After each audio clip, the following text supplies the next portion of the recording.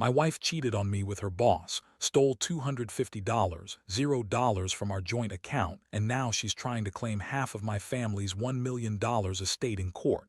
I just found out she's been manipulating me for years. Hello everyone. Dear listeners, please share your thoughts in the comments section below. And don't forget to like, share, and subscribe. Now, let's begin the video. Using a throwaway for obvious reasons, with certain specifics modified to preserve anonymity. I never thought I'd be the guy sitting here, pouring out this nightmare of a story, but here I am. It all started with a gut feeling I couldn't shake. Something was off with Sarah. We'd been together for 8 years, married for 5. On paper, everything looked perfect. A nice house, good jobs, 2 kids I loved more than anything.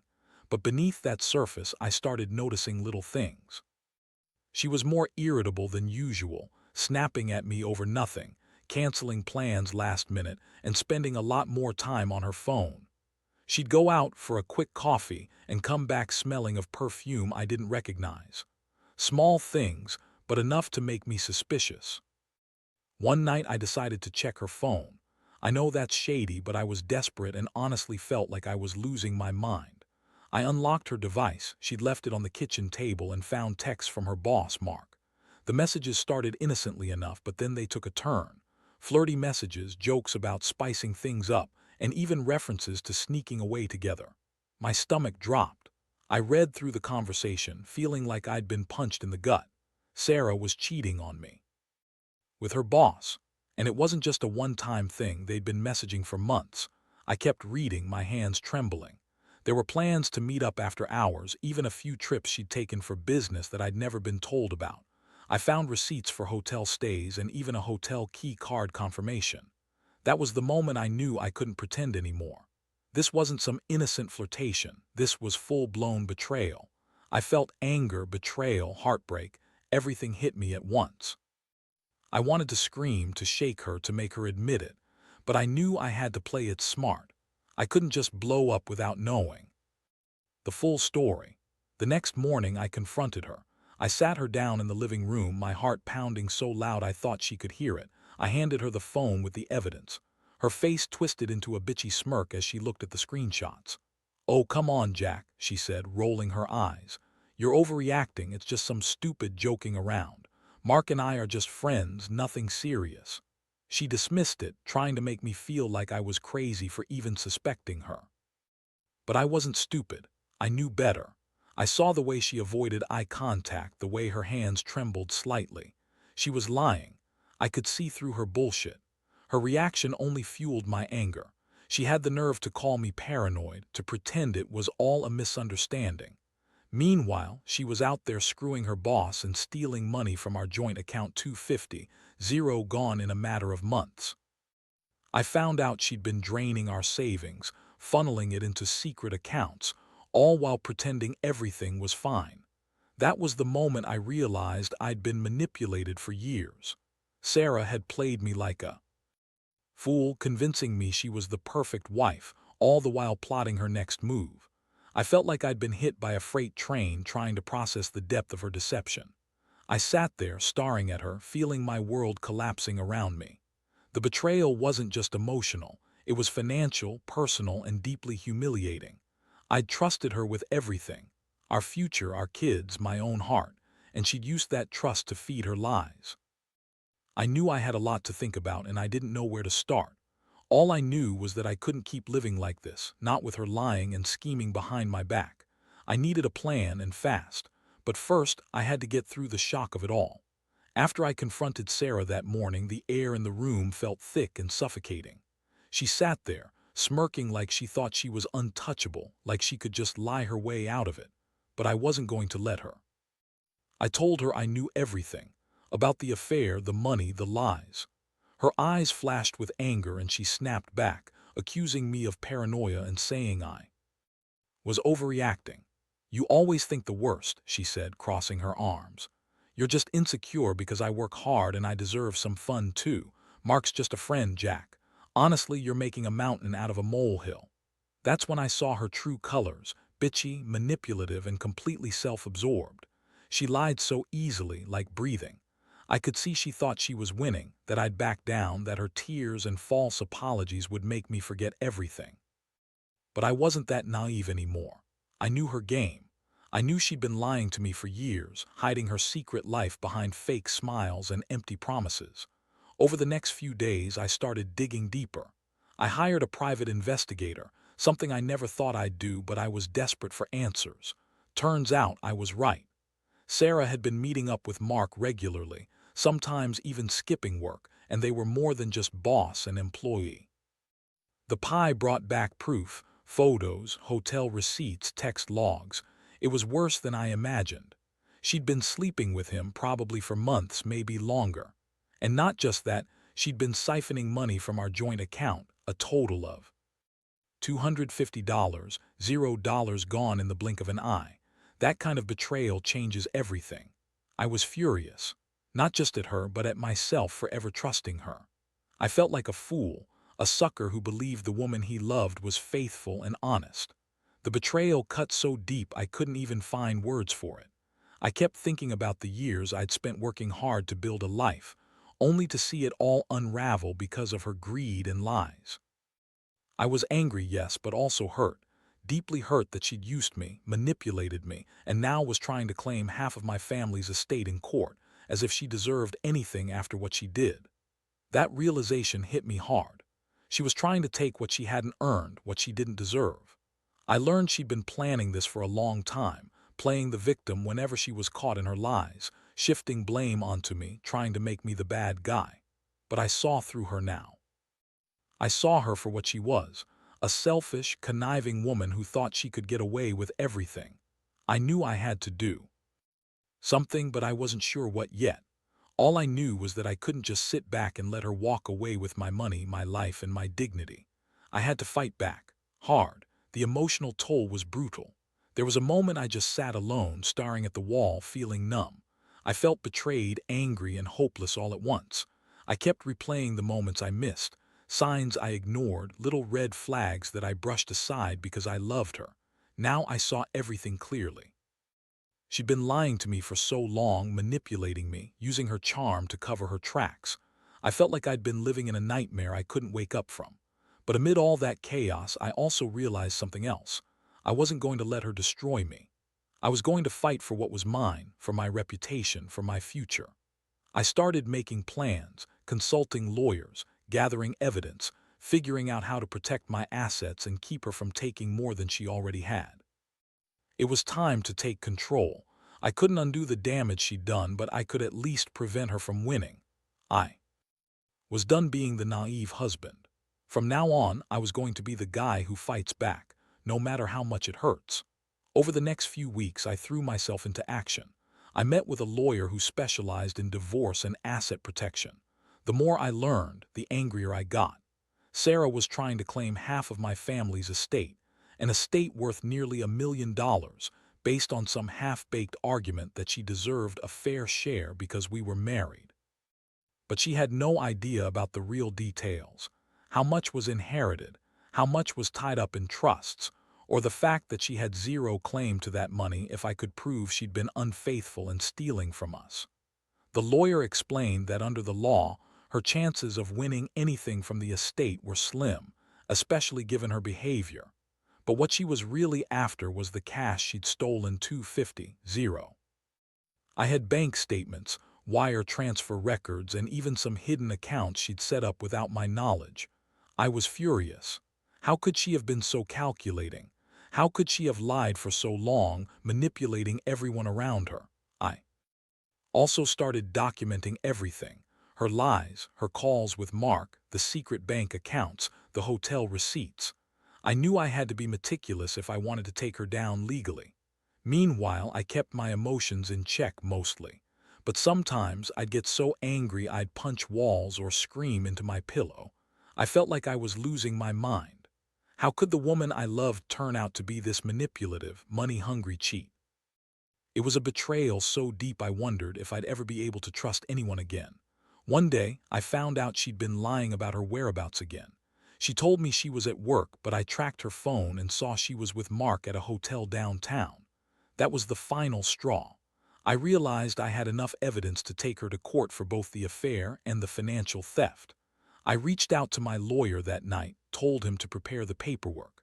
I was done playing nice.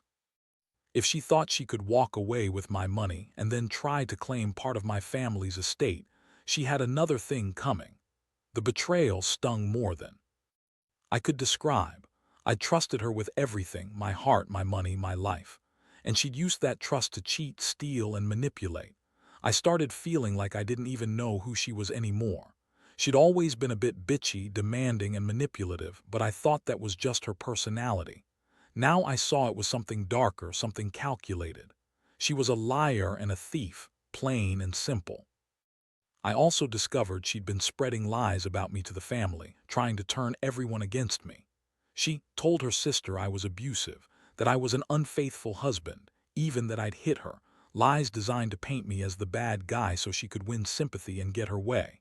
It made me sick. I thought about all the years I'd spent building a life with her, only to realize she'd been planning her escape and her financial gain all along. By this point, I was done feeling sorry for myself. I'd been betrayed in every way possible, but I wasn't going down without a fight. I was going to expose her, protect what was mine, and make sure she paid for her actions. I knew the legal battle wouldn't be easy, but I was ready. I'd never been so angry or so determined in my life. The truth was out now, and I was going to make sure she paid for every lie, every theft, and every betrayal she'd inflicted on me. The legal process moved faster than I expected once I had all my ducks in a row. I filed for divorce on the grounds of infidelity and financial fraud. The court documents painted a clear picture: Sarah's affair with Mark, her secret accounts, and the theft of our savings. I also pushed for full custody of our kids, knowing she was emotionally unstable and manipulative enough to turn them against me if she got the chance. I wanted the truth out there, not just for myself, but for anyone who might be by her lies in the future. The court hearings were brutal. Sarah showed up dressed to impress, acting the innocent victim, crying fake tears, claiming she was misunderstood, that she only loved me, and that everything was just a mistake. She even had the audacity to blame me for her cheating, saying I was never there for her, that I didn't give her enough attention. That was rich coming from someone who'd been secretly screwing her boss and stealing from us for months. I couldn't believe I'd ever fallen for her act. Meanwhile, I presented all my evidence: bank statements, text logs, hotel receipts, witness testimonies. It was clear she'd been lying from the start. The judge listened carefully and seemed to see through her crocodile tears. I could tell he wasn't buying her story.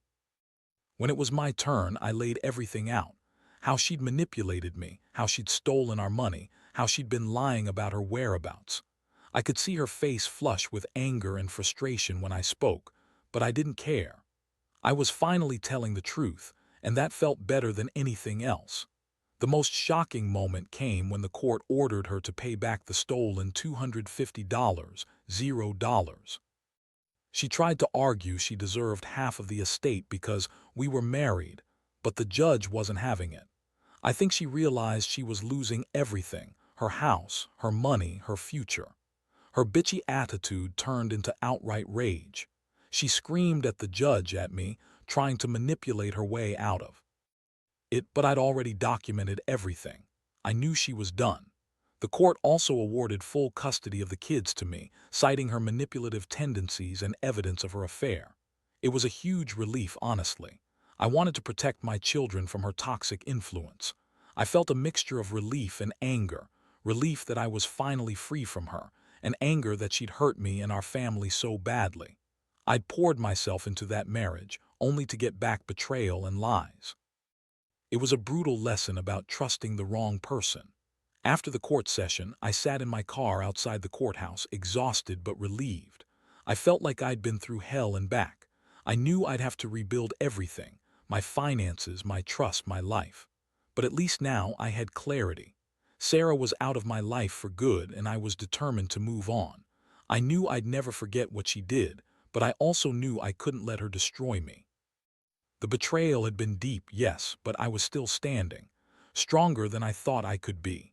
I realized that the biggest lesson I learned through all this was the importance of paying attention, of not ignoring the red flags. I'd been blind for too long, believing in the woman I loved. But now I saw her for what she truly was, a manipulative, selfish woman who only cared about herself. And honestly, I was glad it's over. It's not easy starting over, but I know I'll be okay. I just wish I'd seen through her sooner. After everything was settled legally, I felt a strange mix of relief and emptiness. The court had ordered Sarah to pay back the stolen money, and she was officially cut out of my life. The kids were with me full-time now, which was a huge weight off my shoulders. Still, the emotional scars lingered.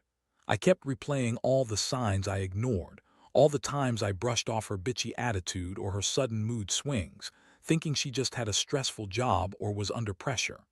I never imagined she'd turn out to be this manipulative, money-hungry person behind my back. I started focusing on rebuilding my life. I changed my phone number, moved some of my assets into accounts only I could access, and put security on my financials. I also cut ties with anyone who might still be in contact with her, her family, her friends, anyone who might feed her lies or try to manipulate me again. I needed to cut her out completely because I couldn't risk her re-entering my world and causing more damage.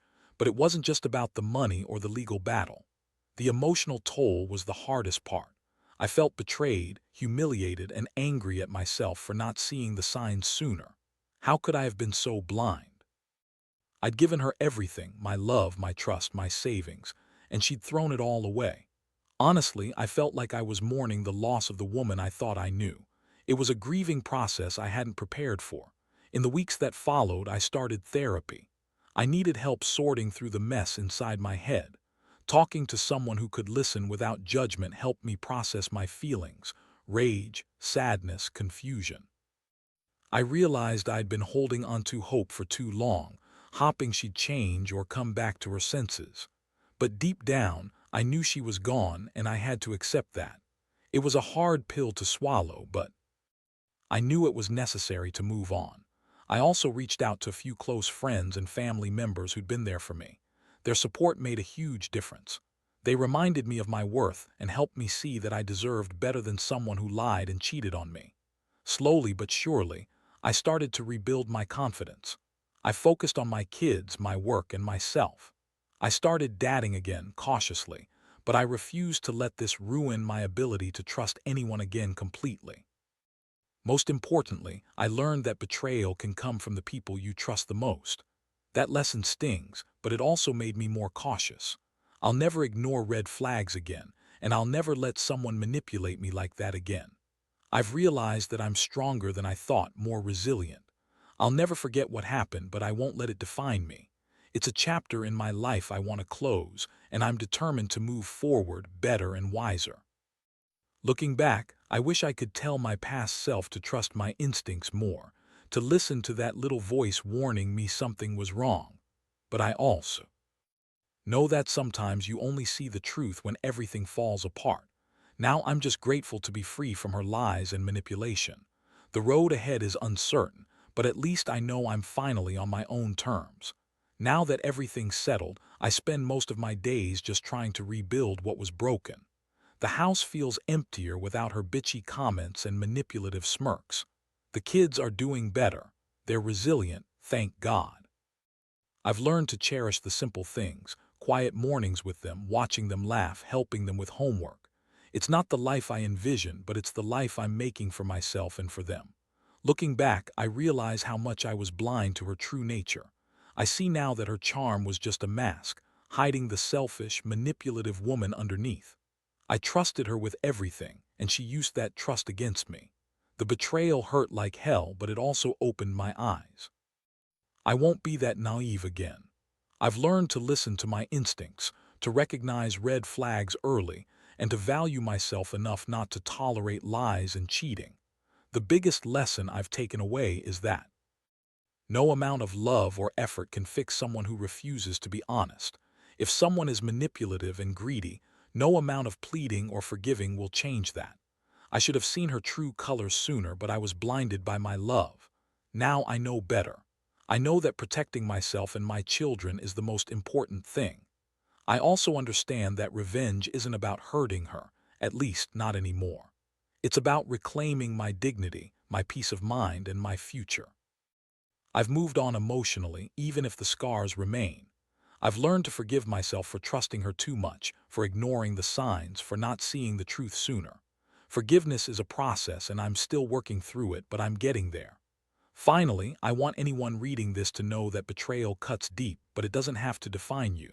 You can come out the other side stronger, wiser, and more resilient. Trust your gut. Don't ignore red flags. And most importantly, don't stay in a situation where you're being manipulated or used. Love yourself enough to walk away, even if it hurts. Because in the end, your happiness and your integrity matter more than any relationship built on lies and deceit. I may have lost my marriage, but I gained clarity, strength, and a new outlook on life. That's worth more than any money, any estate, or any fake smile.